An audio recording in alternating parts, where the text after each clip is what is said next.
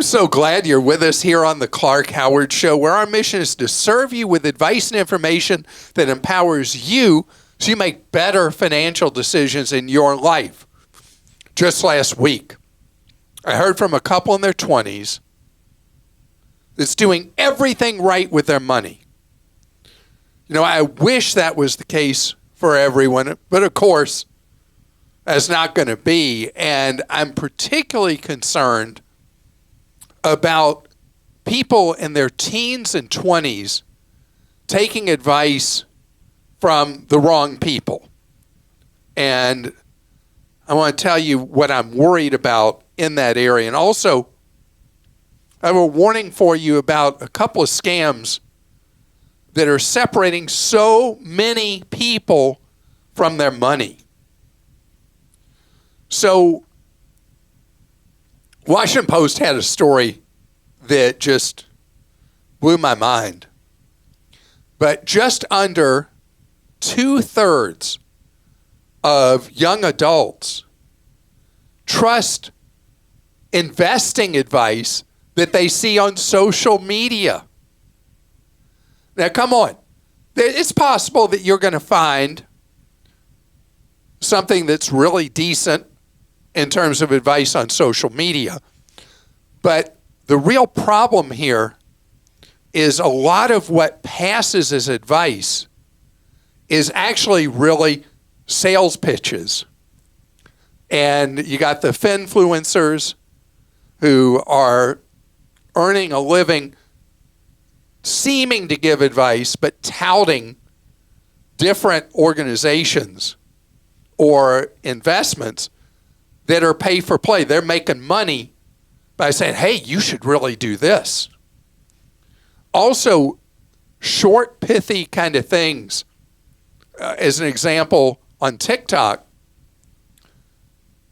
are generally not going to go into enough depth for a real understanding of the overall picture of having investing is not about some hot tip and buying this or selling that or doing this other thing or playing options. Being a smart investor is about thinking the waterfront. What are you trying to accomplish? What are the goals here? And I can't get out of my mind a conversation I had with a very enthusiastic 22-year-old woman who I was talking to her about. She said, well, how am I going to get wealthy? And I said, well, I'll give you some ideas of things. And I explained what a Roth IRA was. She wasn't familiar with it. And I talked about how it's all about getting rich slowly.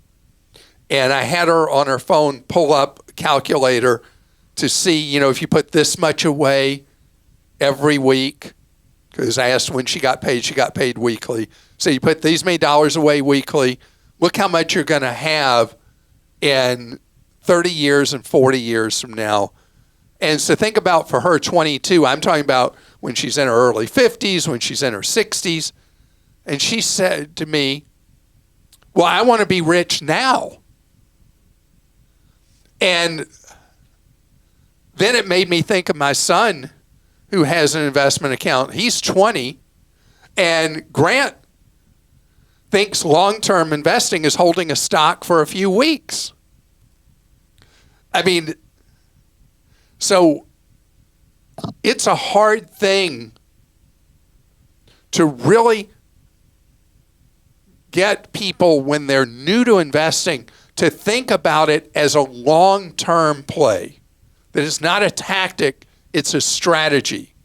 And it's a goal you're trying to achieve over time. And it's something that I've had a really hard time with because of all the emphasis now on social media, and you see it on TV as well, for online gambling that is crazy popular with people in their teens and 20s, especially young guys. And so it's kind of morphed. And I saw something where the CEO of Charles Schwab was talking about how it's really hard to explain that gambling is a completely different thing than investing. But in a lot of people's minds in their 20s, they're the same thing. And so how do you get wealthy? Unless you inherit or you have your own business or you win some crazy lottery thing, which the odds are much higher you're going to get hit by lightning. You get rich through habits. Habits are key. One step at a time, and you pay close attention to being diversified, and that you go into things that have extremely low costs, or like with Fidelity Zero funds, no costs. So be careful where you're getting advice. And always, this is so terrible for me to say. It sounds cynical, but it's being protective. You always got to really suss out, what's the hidden agenda here? Is somebody trying to sell me something? I mean, sometimes for people that are older, it's clear as day.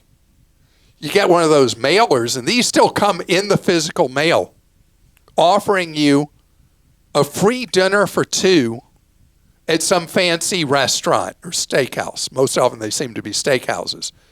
And you'll hit a certain age, probably early 50s, where you start getting these mailers for the free seminar at the steakhouse. And what are they pitching? What's the hidden agenda there? About 99.9% of the time, it's a pitch by a commission insurance agent to sell you some kind of crazy insurance product like Universal Life or whatever. Knowledge is your friend. And you got to know that where you're getting your knowledge is on the up and up. A lot of it is fundamental reading. Like people ask me, where do you start if you know nothing? I mean, you can always use Investopedia as like your encyclopedia to understand a lot about how investing works. And Clark.com. Clark.com. Well, you know, I don't like just saying, hey, go to Clark.com. But we do have great info. We do. I believe we do. But somebody may find another site that's really great. And what does investigating a stock mean? Investigating a stock is not being on a message board with people talking about, oh, this company is going to do blah, blah, blah. It's going to be great. Investigating a company, a stock, involves something very dry and dull and boring. Reading their financials, understanding what you're reading in the financials, and looking at what the trends are with that company and the industry it's in. So somebody who does a cute 90-second video and says, this is it, you're going to do all this. That's not being a well-researched investor. That's just doing a flip of a coin. Well, if you have coins anymore. Do you carry any coins? No. I don't have any coins. I have a great coin box where I save up coins. I wonder if the time's going to come that somebody would use the expression flip of a coin and people are going to be, What is that? I know my daughter actually was home over the holidays, and she lives in an apartment in Boston where she has to go to a coin-operated laundry. And so she raided my coin jar for all my quarters. Okay, that's funny because my daughter who lives in Los Angeles has to go to a coin laundry and is always trying to figure out where to scarf up the many, many quarters she needs to do her laundry. Yeah. Wow. I do want to just brag for a second, only because I feel like through all the years of osmosis, my daughter, I mean, she's She's great, and maybe she would have done this anyway, but she was so excited. She texted me and her dad and said, before the end of the year, I just maxed out my Roth IRA for the year. And we were so excited for her. At 23 years old? Mm-hmm. Is it 23? 23. Wow. Good for her. I know. Okay. Let's go to some questions. This one's from a much younger person. Kate in Michigan says, "Hi, Clark. I'm 14 and have recently started working. I have about $3,500 in savings, and I also have an investment account. I'm looking to start investing. What would be a good amount to start with, and any other tips on investing? Shout out to my mom, who plays the podcast on the way home from school every day." Okay, that's fun. Shout out to you, Kate, because a lot of kids might just complain about that. Mine would have. I can't tell you, since I was a broadcaster for so many decades, how often somebody in their 30s or 40s will come up to me and say, "I used to have to listen to you in the carpool." Oh, God. I mean, you got a national shout out on a huge podcast that I listen to. My favorite one, Armchair Expert. The co-host said, "Oh, my dad used to drive me crazy in the car listening to this guy, Clark Howard. I thought he was so boring, and he wouldn't turn it off the radio." I was like, And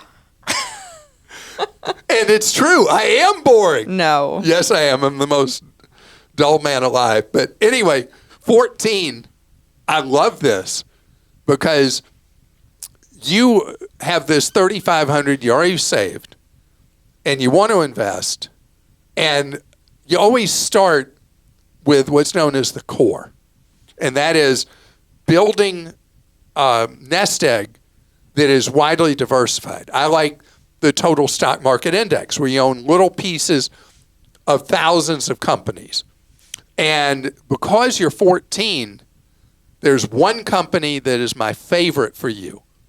And they've been the most innovative in this area, and that's Fidelity Investments, that has the youth investment account, where you have pretty significant control over your own account. The account's free.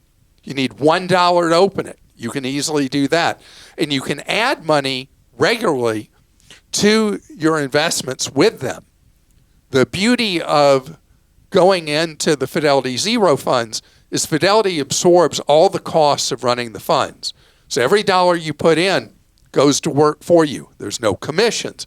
And the money grows tax-free. And because it's a widely diversified index fund, and they have several of them in there, and you can read about them online at Fidelity, you are able to spread your money out, have minimal tax, pretty much zero tax each year, and have the money grow. The only problem with you having money in your own name is if you're anticipating going to college and hoping for a lot of financial aid. If you got money in your own name, it actually harms you for financial aid. Worth the risk of that, because you're learning to invest methodically and build your money for your future. And I know, I'm surprised you didn't mention it, but Kate's working, so Roth IRA. Oh, Roth IRA too. Yeah, okay. So a Roth at Fidelity or Vanguard or whatever. And with the Roth thing, you want to go in what's known as a target retirement fund. And we have a good explanation of how target retirement funds work at clark.com and how to pick one. Bob in Georgia says, "Clark, I'm interested in purchasing individual stocks. I don't want to play the stock market like a trader, but I want to get a little more granular in my investing beyond something like a mutual fund. What are safe, trustworthy, and easy tools that I can use? Is Robinhood a good tool? And what recommendations do you have?" So if you're investigating individual stocks, you really want to understand a company. I don't get excited about the research tools at any of the brokerage houses, even at my favorite Children. One company that's never mentioned anymore that does a good job in this area is Yahoo. Oh. Yahoo Finance does a good job at understanding stocks, industries, and the rest. But if you want deep dive into individual stocks with great tabs to look at different things about a company you're interested in, Stock Analysis is one that I really like. It's free. They do a great job with you being able to do deep dives on research. Some of what you'll see when you first start doing it, will be a little bit confusing. That's why Investopedia, having that in another window, if there's terminology there you don't understand, you can use Investopedia as a guide to understand more what you're seeing when you're deep diving on an individual stock. All right, and this is a tough one. This is from Anonymous in North Carolina. I'm retired and struggling. In my late 60s, my children make a lot of money and typically donate to churches and to other charities upwards of $150,000 to $250,000 per year. Yet I'm never gifted the $19,000 that is allowed by the tax law, that was in 2025, because they cannot write it off. What are your thoughts on grown adult children not doing this for their parents who are struggling and living off of Social Security with extreme rising costs for everyday expenses and taxes? You recently did a podcast on adult children being helped by their parents nearly $20,000 a year, and I'm wondering if the reverse should be given to parents whose children can afford to help them but do not. I've had my own grown children mention that everyone needs to make their own way, and each family is responsible for themselves.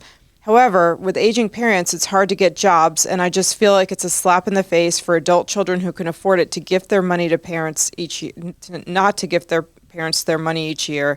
But they don't because they can't write it off or feel that parents are still breathing and they should go out and work in their near 70-year age. Anonymous, I am very, very sorry because I hear in your words that Krista read the pain that you feel that your adult children don't appreciate you, aren't grateful for what you did in raising them. No doubt there are different cultures and different families. I mean, another topic we dealt with on this podcast last year, and we've dealt with it before that one time, is how many adult children are taking care of their aging parents and everything involved in that. For whatever reason, your kids feel like you're not worthy when they're making all that money. And so this is a hard conversation for you to have because you feel the hurt. I mean, I hear it in the words. But I think you need to have a conversation with your adult children and say, I need to tell you I'm really struggling here.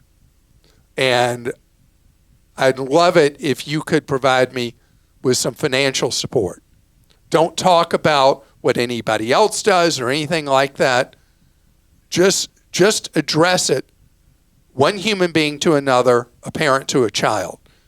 My late father used to say, one parent could take care of 10 children, but 10 children can't take care of one parent. And it's true that kids often have amnesia about what their parents did for them or do for them. So that's why it's just a straight request. You can't compel them. And you don't want it to be out of anger. You just say, I'm really struggling here. And by the way, you can give up to this amount of money per year, $19,000, without having to worry about any tax issues for either you or for me. So whatever you could do, I'd really appreciate it.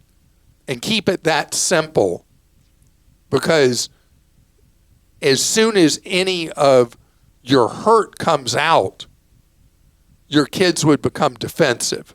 So you just say it as a request and hope that your kids will respond in the way that you need, which is to give you some financial support. And I'm really, really sorry that you feel like your adult children have abandoned you, at least financially. Coming up ahead, I want to talk about scams, which are a steadily moving target, but some things I want to make sure you're completely aware of. We have what we call our show meeting, where we talk about different things we might discuss on our podcast or our YouTube show or write about on Clark.com. And when we were meeting most recently, doing planning, I was looking at our section that we have when we're talking about topics, and the scam section had 11 different scams that were hot or hotter than they'd been right now. And scammers don't need to go rob somebody with a pistol. They don't need to go rob a bank. Instead, it's all about being a con artist. The chances of ever being arrested, the chances of ever, even if arrested, getting convicted, the chance of convicted, serving any real time, are so small. These are almost crimes without punishment. And this form of theft of money, I guess we could call it modern bank robbery, where criminals are specifically targeting you to get to your money, pretending to be, through pretexting, pretending to be from Microsoft has always been the most popular, where for the crooks, where they pretend they're from Microsoft tech support, Microsoft security, Microsoft something, and they need to tell you there's been a hack of your computer or whatever. And it's, you know what this one's all about? Same thing as the pretexting, where somebody pretends to be from your bank or credit union or brokerage. It's all about trying to get access to your accounts. And the position of the banks, and typically with the brokerages, is you are not protected by their fraud systems, and your money is not restored even if the person impersonated a bank employee or a brokerage employee or whatever, because you gave them the information they needed to take the money out of your account. There are some simple rules. Remember, the MO is not always the same. It could be somebody pretending to be from the government, somebody pretending to be from a data or computer company like Microsoft, somebody pretending to be from a financial institution. It's all based and starts with pretexting, making you believe there's something they're not. And if you think this couldn't happen to you, let me tell you, the sophistication of people whose money is being stolen through these various scams is usually pretty high, because they're going after people who have a good deal of money. And how did they know who to target? Because of all the data breaches and all the information available online. And if they buy a file with data breach information on a particular person, they already know your social security number, they know your address. What's one of the things they look for? Anybody who has more than one residence. Somebody who's got a mountain home and a regular home, or a lake home and a regular home. You know, a beach place and a place up north. In those circumstances, you got a bullseye target on you like you can't imagine. Because an automatic lead that is a phenomenal lead for a con artist is anybody, this is like another form of success tax, anybody who's wealthy enough that you got more than one residence. If they know what's on your credit file, and there are lots of ways they find that out, by the way, and they see you've got all these great lines of credit and credit cards and all that, again, you're a target. These crooks are not looking for somebody who doesn't have anything. They're looking for people who got big balances, and a bank, credit union, or brokerage, or the bonanzas when they got all three. And what they're trying to get, the method of operation is not the same. There's similar goal to get to your money, but the method of operation is what you've got to be aware of. It starts with the phony phone call or text or email. And then what they're trying to get is the keys to the kingdom, access to the accounts where your money is. New York Times did a story recently where a retired lawyer had $85,000 stolen after a number of conversations with crooks pretending to be from Microsoft trying to protect the retired lawyer from a data breach. The money gets stolen from his account. His bank says, tough toenails. You gave the criminal the information they wanted. You're not getting anything back. How long did it take for the lawyer to figure out that something bad had happened? 150 minutes. And is contacting the bank saying, hey, I think I got scammed. Bank says 150 minutes later, after the bank accommodated the crooks and wired the money out, bank says, tough. You're out the money. You gave them the information. And know that these are the elements you got to watch out for. My rule, you should start following my rule. I don't know who's calling. I don't answer that call, period. If somebody's calling and the caller ID says, blah, blah, blah, credit union, I don't have a bank account, but I have credit union accounts and brokerage. The caller ID says it's one of those. Do I answer that call? No, I do not. Do not ever answer that call. What do? I wait, listen to the voicemail. They say blah, blah, blah about my account. Do I then call back? No, I don't. I sign into my account, and I'm able to see nothing funny is going on. Nothing weird is happening.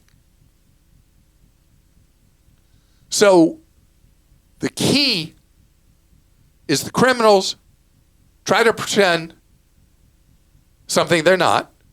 They create a sense of danger to you by telling you, quick, you got to act. Something's going to happen. So the sense of urgency. And then they get you to help them create the crime that they told you was already happening. Remember those elements. Don't care what age you are. The criminals are only after money. And you're the one who has to be the police officer, because law enforcement cannot get your money back. You think I feel some strength about that, yeah. Krista? Tough toenails. I don't even know where that expression came from. I've been thinking about all these expressions. You've been saying them lately, and then some other ones I heard, like, there are many ways to skin a cat. Like, what is that? I don't know either. Okay. I mean, there are all these things that you learn growing up that are all these phrases that nobody knows where they actually came from. Yeah, we don't question them. Okay. We'll go to questions. Kathleen in Alabama says, I wondered if you're familiar with a new scam with student loans. Someone took out a fraudulent student loan in my daughter's name, used it toward graduate school, then dropped out of school, and the money was returned to the student rather than FAFSA. Even with credit freezes and fraud alerts with all three credit bureaus, they were able to get the loan approved because a credit check is not required by FAFSA. It has been a huge headache. Kathleen, I am so sorry, and this is a crime that has been around for a while, again, because of how careless so many organizations have been with our information. Criminal gets your profile. They can buy it very easily online because of all the various data breaches. You did the most important thing, having the credit freezes in place, and it still was not enough to prevent this. And yes, when somebody takes out student loans impersonating you, it's a huge hassle to get it cleared up. Now, something we learned over the years, because this crime has been around for decades, by the way, is when you get this cleared up, the documentation that you get showing that, you know, that you're released from responsibility for this or whatever, you keep it for how long? The rest of your life.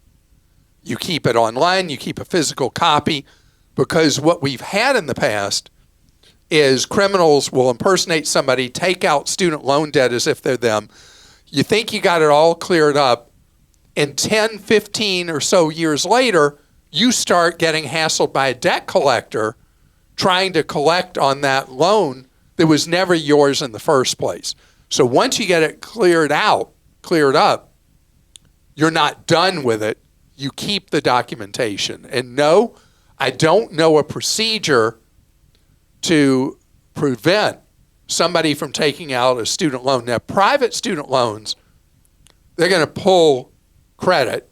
They're not going to be able to because of the credit freeze in place. But government loans, there's no system like that to prevent this from occurring. Kenny in Florida says, because of a huge increase in the annual cost of the Chase Sapphire Reserve card, I will not be renewing my card. My annual subscription that I will not renew is in May, and I've already purchased flight tickets with points for July. Since I won't have an active card in July, will those flight tickets still be valid? Yes. Yeah, and you are dumping or did dump your Chase Sapphire Reserve? No. Mm-mm. Oh, I thought you were because of the fee bump up. No. No? Okay. I'm just making sure I use every single benefit I can. Yeah, it's funny because I've seen the new Capital One Venture X ads that talk about how easy it is to use their credits, comparing them to Chase, Citi, and American Express, which are now like coupon books. And so you have these much higher annual fees. And what they're banking on is consumer behavior, that most people don't use all the benefits there are. So I have I've had the American Express Platinum, and they raised the annual fee to $1 million. Was it $895? Is it? Oh, I thought it was like $1,000. I think it's $895. And they've added these other credits, and one of them is so funny because it's for a place that's so overpriced. I can't imagine 50 years from now paying what things cost there. Lululemon. But one of my daughters and my wife both wear stuff from there. So every 90 days you get a credit where you can buy $75 worth of merchandise for free. So what do we do? As soon as the new quarter starts, either Lane or Steffi go buy something at Lululemon, and the rule is it's got to cost no more, my rule, than $10 more than what the credit's worth. Okay. So that way we pick up $300 of the crazy annual fee right there. Mark in Georgia says, hi, Clark. Thanks for all you do and keeping us informed on how not to get ripped off and how to save money. Like you, I have taken the Southwest airline breakup somewhat hard and have booked my future travel with Delta and Alaska Airlines. I stopped using my Southwest Chase credit card today, and I called to cancel the card. The representative asked me why I was canceling. I informed her the $229 annual fee was too much. She immediately said, we are willing to lower your renewal annual fee to $149 for 1 year and provide you with a $150 statement credit if I'd be willing to keep the card for 1 more year. Wait, so providing the card for a year, paying you $1 to keep the card? Yeah. This happened to me, too, with a different card I have. It's actually an airline reward card. I called to cancel it, and they gave me more than a free year of the card, and I get a companion certificate with it. So I kept it for 1 more year. They asked if I'd be willing to keep it 1 more year. So that means in 2027, my annual fee will then increase to $229, providing Chase doesn't increase it. I decided to keep the card for 1 more year just in case I do end up booking again with Southwest. Keeping the card active will at least provide me a free check bag. I set up a reminder on my Alexa to cancel my card before my annual renewal date in March. I thought this might be helpful information for other listeners. I love this. And when I canceled my Southwest card, they didn't offer me anything.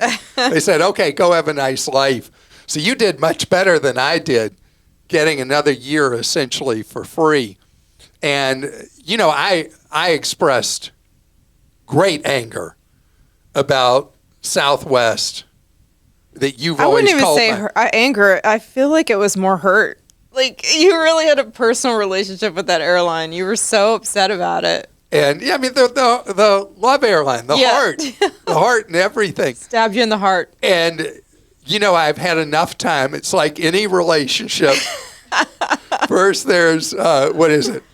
Anger, denial, acceptance. Mm-hmm. I've reached acceptance that the Southwest that I loved no longer exists, and I've fully processed that they have decided to become just like any other airline.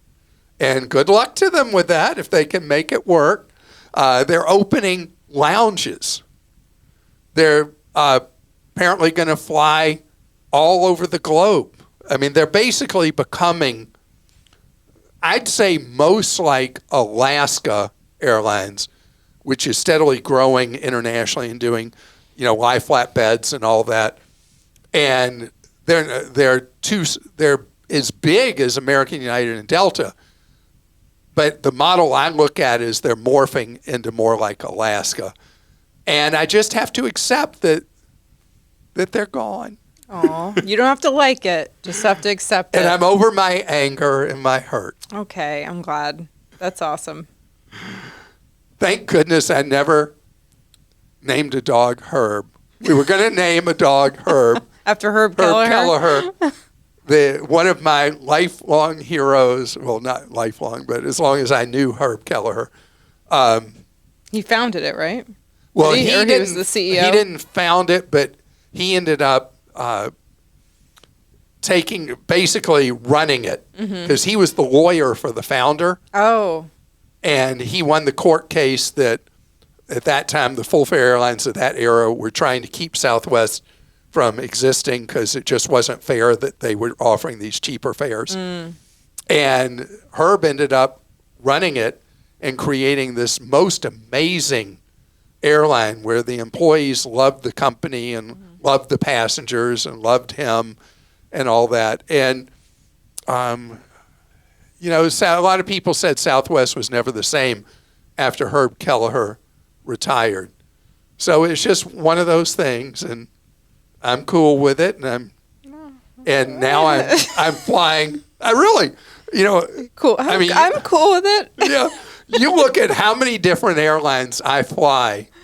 I know. In a few months now, I'm not looking first at Southwest. There's no standout. There is no standout anymore. I am a free agent looking for my best deal all the time. So what can you do? But anyway, enough about my personal problem with my girlfriend. Ex-girlfriend. Dissing me and ditching me and going for extra legroom seats instead of me. Anyway, that's fine. And bag fees and tough toenails. Well, since I don't check a bag, the bag fees actually benefit me. It's kind of like renting a car. The people who buy all that fake, pseudo, awful, pretend insurance from the car rental agencies for $1 zillion subsidize me when I rent a car.